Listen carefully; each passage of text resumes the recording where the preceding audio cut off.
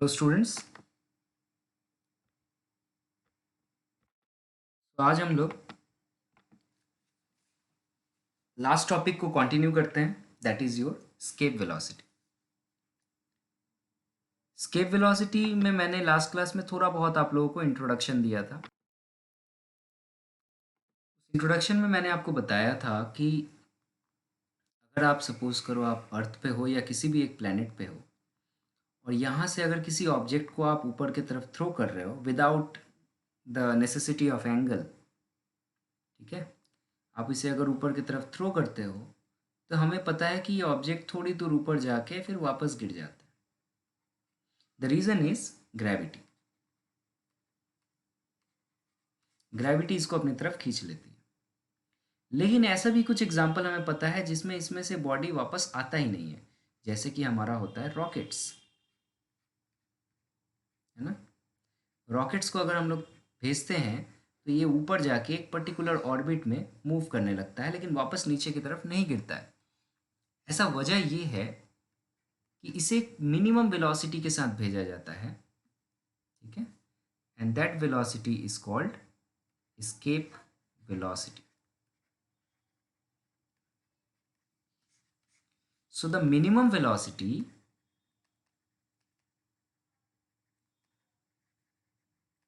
with which the minimum velocity with which a body must be projected up so that it overcome the gravitational pull of the planet. इस planet का gravitational pull जो है इसको ये छोड़ देगा, इसको ओवरकम कर देगा और जाके कहीं एक पर्टिकुलर प्लेस पे सिचुएटेड हो जाएगा। अगर हम इसे एक पर्टिकुलर वेलोसिटी से भेजें, उस वेलोसिटी को हम लोग कहते हैं एस्केप वेलोसिटी।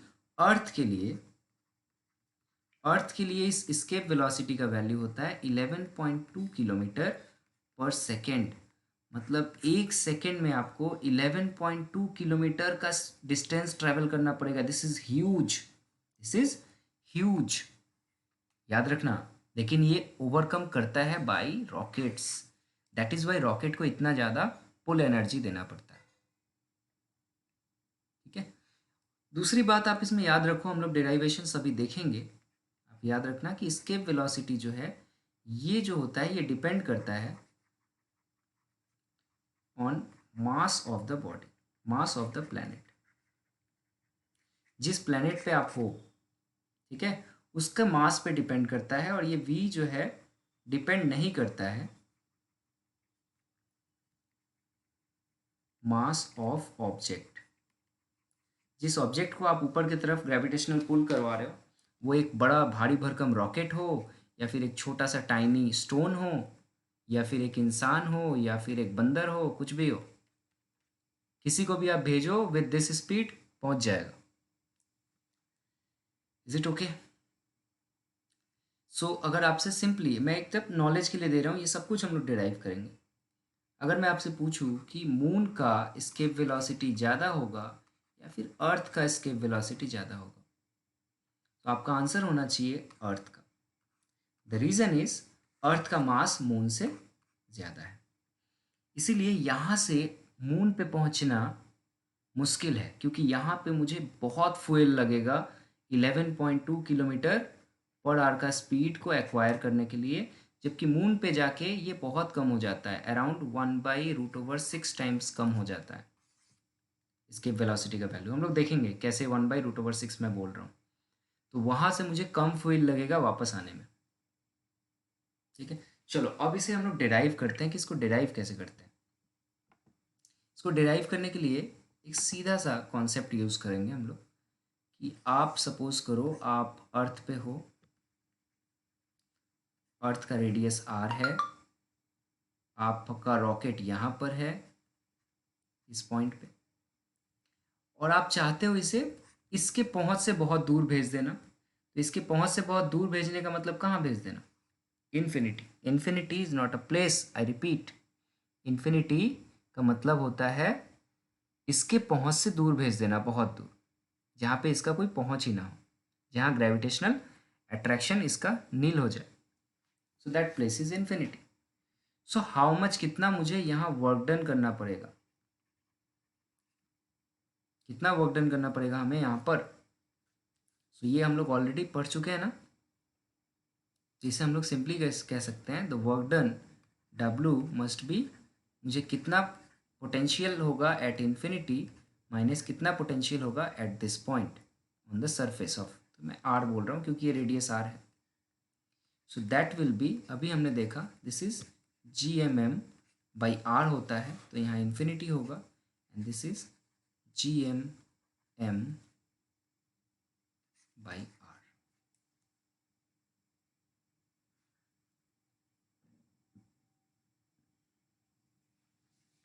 isn't it?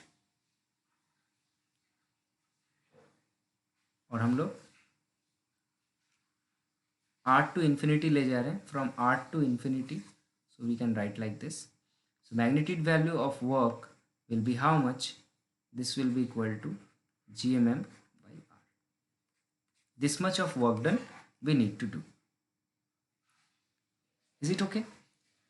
और जब मैं यहाँ से ऊपर की तरफ ले जा रहा हूँ तो इसके पास सिर्फ काइनेटिक एनर्जी रहेगा ना, इस बॉडी के पास, जब ये यहाँ से ऊपर जाएगा, and that kinetic energy must be equal to this work done, that is equal to half mass of the body into its escape velocity square. जो भी वेलोसिटी है इस बॉडी का, वही तो स्केप वेलोसिटी हो जाएगा ना, जिस मिनिमम वेलोसिटी से मैं ऊपर ले जा रहा हूँ। तो यहाँ पे m कैंसिल आउट हो जाएगा, एंड VE का वैल्यू जो आएगा वो होगा √of 2GM/R। This is very very important formula. इस फॉर्मूला को मैं फिर से एक बार लिखता हूँ, why it is repeated, yeah, so this is equal to 2GM/R। Again हमें पता है GM/R² का मतलब G होता था, सो मैं GM/R के जगह G/R लिख सकता हूँ। उसको यहाँ आप सब्स्टिट्यूट कर दो, ये पहला फॉर्मूला याद रखना। सो उसको अगर आप यहाँ सब्स्टिट्यूट कर दोगे तो ये हो जाएगा 2G/R। तो पहला तो कॉन्सेप्ट आपको समझ में आया कि VE जो है ये मास पे भी डिपेंड करता है और रेडियस पे भी डिपेंड करता है। दूसरा पता चला G जो है वो एक्सेलरेशन ड्यू टू ग्रेविटी के साथ भी डायरेक्ट डिपेंडेंट होता है। और अगर हमें पता है इसका मोर जनरलाइज्ड फॉर्मूला कैसे आप निकाल सकते हो, G को या यहाँ पर इस M को आप उसके फॉर्म में लिख दो, 2GM/R रखो, और मास को आप इसका डेंसिटी के फॉर्म में लिख दो, तो ये हो जाएगा 4/3 πr³ इंटू रो। तो यहाँ से R आप काट सकते हो, सो ये कितना आ जाएगा हमारा 8/3 G/ρ R²। This is also V. So this is your third formula. Remember these three formulas for numericals and derivations. So अभी जो मैंने स्केप वेलोसिटी के बारे में आपको बताया वो क्लियर है कि स्केप वेलोसिटी देखो प्लैनेट के मास पे डिपेंड करता है, ना कि ऑब्जेक्ट के मास पे। दूसरा, जितना ज़्यादा मास होगा उतना ज़्यादा स्केप वेलोसिटी होगा, जितना ज़्यादा रेडियस होगा उतना ज़्यादा स्केप वेलोसिटी होगा। ये हम लोग देख रहे हैं। ओके, तो यहाँ से घुमा फिरा के क्वेश्चन आता है कि अर्थ और मून पे किसके ज़्यादा स्केप वेलोसिटी होगा। तो अर्थ और मून में दोनों का ऑलमोस्ट रो का वैल्यू सेम होता है, और अर्थ का रेडियस ज़्यादा है मून से, सो स्केप वेलोसिटी अर्थ का ज़्यादा होगा। आप ये फॉर्मूला याद रखना, ये मोस्ट जनरलाइज्ड फॉर्मूला है। जो भी अभी हमने पढ़ा उसको यहाँ पर सब कुछ किया गया है, मैं यहाँ पे आपको एक दिखा दूँ। यहाँ पर आप देखिए जो भी हमने डेरिवेशंस देखे वो सारे यहाँ पर हैं। Here this formula and here this formulas all are available.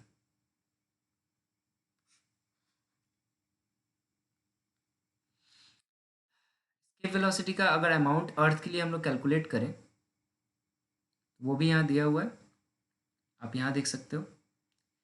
जी का वैल्यू होता है 9.8 मीटर पर second square.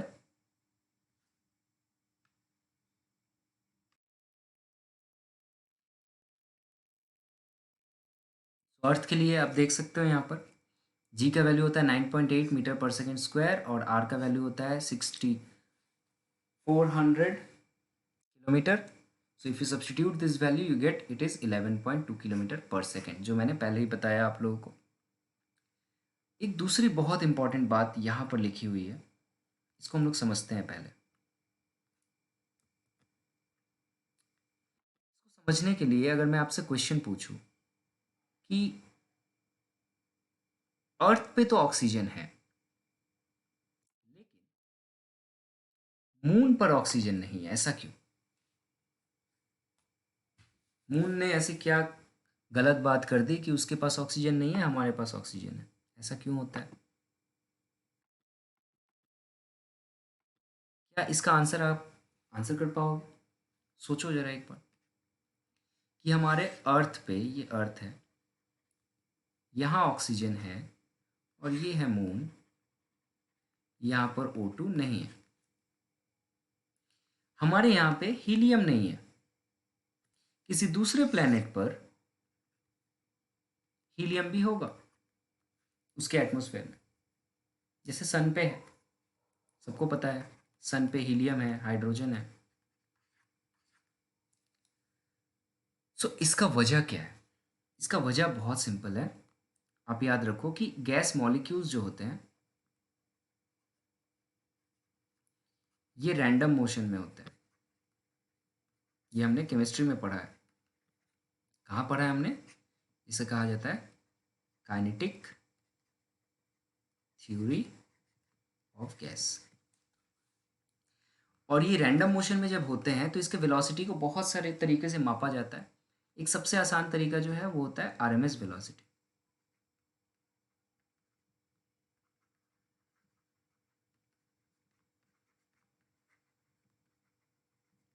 Okay, so the molecule with it is the most appropriate value of molecule velocity.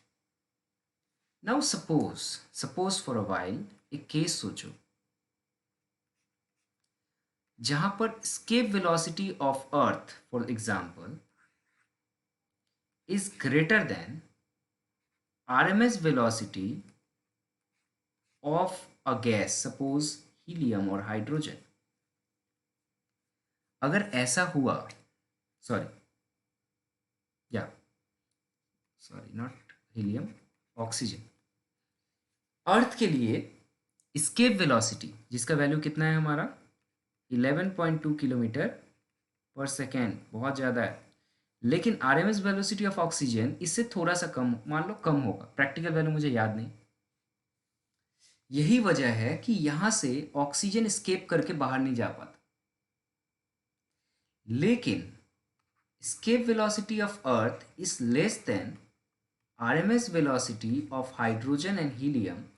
That is why helium और hydrogen जो है वो अर्थ के surface को स्केप करके चले जाते हैं.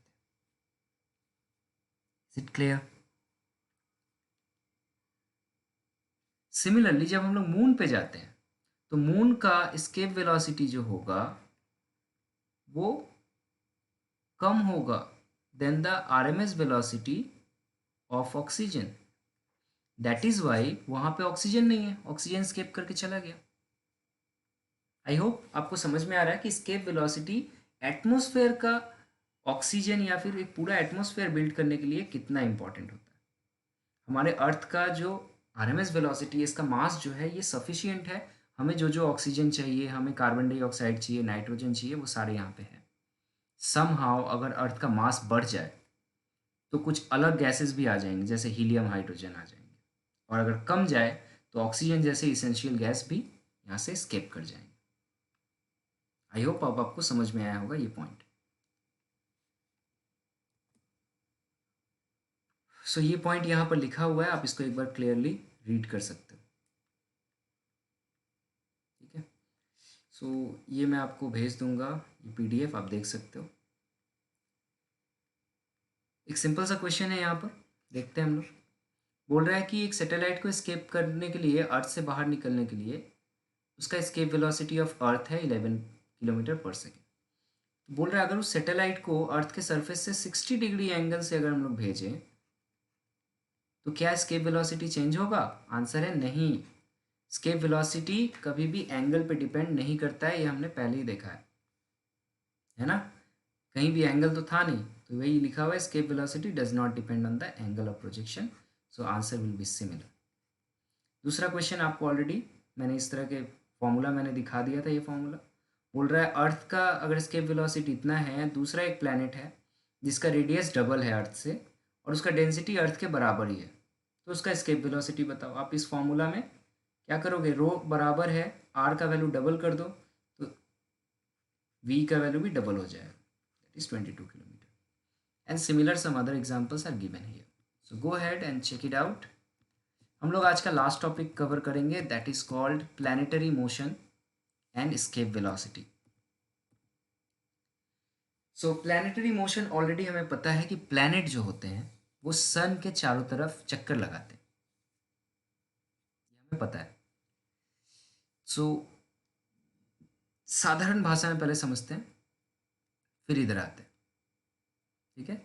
सो हमारे सोलर सिस्टम में आपको ऑलरेडी पता है कि सेंटर पे क्या होता है, सन होता है और इसके चारों तरफ प्लैनेट्स मूव कर रहे हैं, ठीक है। कितने सारे प्लैनेट्स हैं, आपको इनका नाम वैसे याद रखना जरूरी नहीं है पर सुन सकते हो। मरकरी है, वेनस है, अर्थ है, मार्स है, जुपिटर है, सैटर्न है, यूरेनस है, नेपच्यून है एंड प्लूटो है। Nowadays Pluto is not included, ठीक है। और हर प्लैनेट के अराउंड में इसका सैटेलाइट मूव करता रहता है, जैसे कि अर्थ का एक सैटेलाइट है मून, ठीक है। जुपिटर के बहुत सारे हैं, ठीक है, उसको सैटेलाइट भी कहते हैं, मून्स भी कहते हैं, ठीक है। तो इसको लेके कि कैसे प्लैनेट मूव करेंगे एक दूसरे के सन के अराउंड में, या फिर कैसे मून मूव करेगा अराउंड अ प्लैनेट, इसको लेके केपलर्स ने लॉ दिया था। 3 लॉ थे, काफ़ी इंपॉर्टेंट है। पहला लॉ को कहा जाता है law of orbitals. What it's called, it's called law of orbital.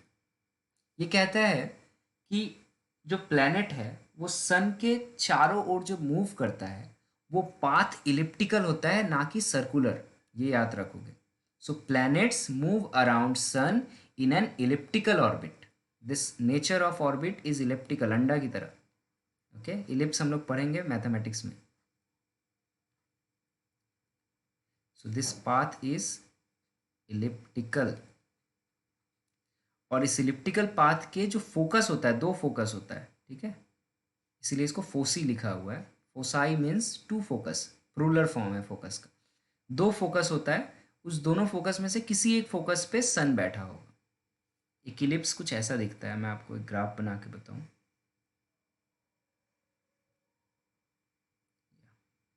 Ellipse will look like this, इसका 2 फोकस होता है, this is focus 1, this is focus 2।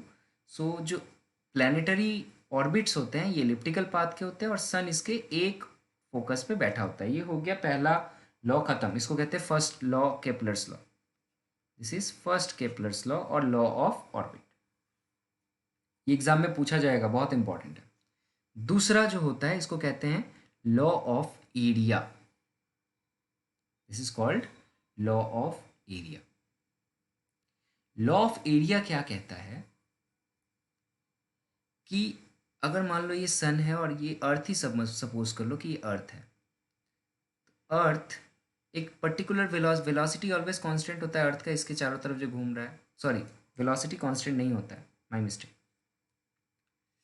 इसके चारों तरफ घूमते वक्त, इसके चारों तरफ ऑर्बिट में घूमते वक्त इक्वल टाइम इंटरवल में, इक्वल टाइम इंटरवल में ये इक्वल एरिया जो है कवर करता है। सो ये यहाँ पे लिखा हुआ है, the line joining the sun and planet sweeps out equal area in equal interval of time. जैसे कि मान लो इन 365 डेज का एक इंटरवल होता है ना, एक ईयर का, मतलब यहाँ से घूम के वापस यहाँ आएगा तो 365 डेज लगेंगे। तो मान लो अगर 15 दिन में, 15 दिन 15 डेज का मैं टाइम बोल रहा हूँ, 15 डेज में ये शेडेड एरिया इसने कवर किया। तो जब ये गर्मी का मौसम होगा, ये ठंडा का मौसम था, जब गर्मी का मौसम होगा यहाँ पर, तो 15 डेज में यहाँ जितना एरिया कवर किया है यहाँ पे भी उतना ही एरिया कवर करेगा। Is it clear? In equal interval of time it cover equal area. यहाँ से न्यूमेरिकल पूछे जाते हैं, वो हम लोग बाद में देखेंगे। सो सेकेंड लॉ खत्म। थर्ड लॉ को कहा जाता है, फर्स्ट लॉ को मैंने कह दिया, फर्स्ट लॉ को कहा जाता है क्या, law of orbit. Second law को law of area, and third law को कहा जाता है हमारा लॉ ऑफ पीरियड। ये कहता है कि अगर आप इसके चारों तरफ घूम रहे हो, इस ऑर्बिट में घूम रहे हो, तो घूमते वक्त आपको एक टाइम पीरियड लगता होगा रोटेट करने में। ये कहता है the square of the time period, the square of the period of revolution of any planet around the sun is directly proportional to the cube of the semi-major axis of the orbit. Now what is semi-major axis? इस axis को, जो बड़ा axis है, इसको major axis कहा जाता है।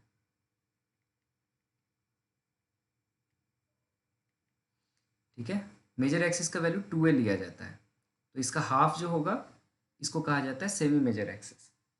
तो ये कहता है कि इसके चारों तरफ घूमने में जो आपको टाइम पीरियड लग रहा है, मतलब ए से स्टार्ट किए, पूरे घूम के फिर वापस ए पे आ गए, तो आपको टाइम लगा T. So that T square is directly proportional to a cube. That's all. ठीक है, तो जैसे अर्थ से दूर है तुम्हारा, हम लोग इस प्लानिटरी सिस्टम में देखते हैं, अर्थ ये रहा हमारा, अर्थ से दूर है हमारा मार्स और जुपिटर। तो अगर हमें टाइम पीरियड निकालना हो और हमें अगर डिस्टेंस पता हो इसका कितना है, तो हम लोग सिंपली निकाल सकते हैं, जैसे T earth square by T your Jupiter square is equal to this distance, that is semi major axis, A of earth cube by A of Jupiter cube. Is it okay? So यहाँ से numerical आता है, this three laws just remember them with the formula, this is as it is easy as this. So यहाँ पर कुछ ज़्यादा लिखा हुआ है, इतना डिटेल्स में आपको नहीं पढ़ना है, ये सारे टॉपिक्स आपको नहीं देखने हैं इतने। That is eccentricity of ellipse, ये इलिप्स का डिटेल्स लिखा हुआ है यहाँ पे, that is also not important. This is for complicated sums के लिए ये होता है, बट फिलहाल इसको आपको नहीं पढ़ना होगा। जस्ट 3 लॉ आप याद रखो, that will be good enough. एक यूपी सेट का एक क्वेश्चन है, इस तरह के भी क्वेश्चन नहीं पूछे जाते, बट फिर भी देख सकते हो आप, यूजिंग केपलर्स का लॉ का एक एप्लीकेशन है। The distance of a planet from the sun is 5 times the distance between the earth and sun. Earth और सन के बीच का डिस्टेंस का 5 टाइम्स है। मतलब अगर अर्थ के लिए वैल्यू ए आप कर रहे हो, अर्थ के लिए सेमी मेजर एक्सिस का वैल्यू अगर ए है, तो उस प्लैनेट के लिए क्या हो जाएगा, 5a हो जाएगा। सीधा सा बात है। ठीक है, तो बोल रहा है the time period of that planet is what. So ये सिंपल सा है, उस प्लैनेट का स्क्वायर बाई अर्थ का टाइम पीरियड का स्क्वायर इज इक्वल टू क्या हो जाएगा, उस प्लैनेट का सेमी मेजर एक्सिस का क्यूब डिवाइडेड बाई अर्थ का सेमी मेजर एक्सिस का क्यूब। ठीक है, सो आप सिंपली इसको क्या कर सकते हो, T P square is equal to, ये क्या हो जाएगा, आप देखो ये 5a आ जा रहा है ना। सो यहाँ 5 क्यूब हो जाएगा, डिवाइड करोगे तो आप 5 cube into earth square. So this will be your relation between the time period of earth and that of the moon. So यहाँ पे आप दोनों तरफ स्क्वायर रूट अगर ले लोगे, तो T P is equal to हमारा क्या हो जाएगा, T planet is equal to 5⁻³ T earth. So this will be your answer.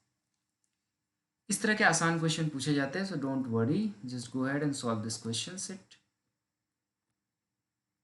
और ये जो है ये आप खुद कर सकते हो, इतने सारे मैंने टॉपिक्स करवा दिए आपको। That is orbital velocity of satellite क्या होगा। ठीक है, so that will be your application. मैं इसको जस्ट थोड़ा सा शॉर्ट में बता रहा हूँ, ऑर्बिटल वेलोसिटी कैसे निकालते हैं। ये ऑलवेज रिवॉल्व कर रहा है around the earth with velocity v, और इसको नेसेसरी सेंट्रीपिटल फोर्स कौन प्रोवाइड कर रहा है, ग्रेविटी। सो हम लोग को सेंट्रीपिटल फोर्स का फॉर्मूला पता है, mv²/r। ठीक है, mv²/r, and this force will be provided by gravity. So this is gravitational field force. Using these two equations, just calculate the value of v. That is your orbital velocity of satellite. Go ahead and read it. If you feel any problem, then please let me know. Okay, और यहाँ पे related numerical दिया हुआ है. And time period of satellite will be calculated from the same formula. Okay, same formula. Just remember, दो तीन basic बातें आप याद रखना. दैट टाइम पीरियड और वेलोसिटी में कैसे रिलेशन निकालोगे. तो अगर ओमेगा आपको पता है, omega is equal to 2π/t होता है. ठीक है. So using this formula you can easily calculate.